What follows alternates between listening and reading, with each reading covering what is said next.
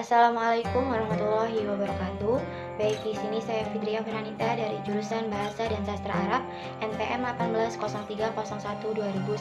Di sini saya akan mempresentasikan hasil penelitian saya mengenai mata kuliah filologi. Yang pertama, saya akan menyampaikan skrip.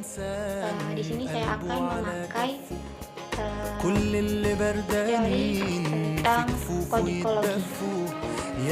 Kodikologi merupakan ilmu yang mempelajari tentang seluk-beluk naskah atau perkiraan penulisan naskah, penyusunan naskah, penyalinan naskah, kemudian tempat penulisan bahan, lalu media dan alat tulisnya.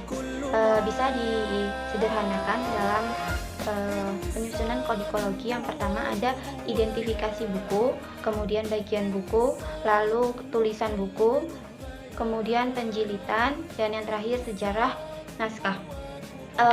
Yang pertama ada di sini saya akan menemukan hasil dari naskah Pegon. Di sini saya menemukan judul naskah yang berjudul Al-Ibris. Naskah kuno ini ditemukan di sebuah pesantren. Naskah ini dimiliki oleh seseorang yang bernama pengarangnya Kiai Haji Abdul Umar dan penyalinnya Kiai Haji Mustafa Bisri. Kemudian naskah kuno ini tempatnya yaitu di Pondok Pesantren Sirojutul Tholibin Pekalongan. Lalu keadaan naskah ini yang lumayan sudah begitu lama, tetapi masih bisa dibaca dengan baik dan tulisannya begitu jelas sehingga peneliti-peneliti yang lain juga bisa memahami dengan baik. Kemudian warna dari kertas naskah ini yaitu abu-abu. Lalu jumlah baris dalam naskah tersebut berjumlah 21 baris pada setiap halaman. Ukuran huruf yang pertama ada kecil tetapi jelas. Kemudian tebal naskah yaitu 53 halaman. Dan yang terakhir nomor naskah. Nomor naskah D43W 11059. Kemudian naskah ini merupakan penggantian huruf atau pengalihan huruf abjad ke abjad yang lain. Lalu naskah Jawa merupakan naskah yang berbahasa Jawa. Yang berbahasa Jawa dapat ditulis dengan aksara Jawa dan aksara Arab. Naskah Jawa yang ditulis dengan aksara Arab disebut dengan naskah Pegon.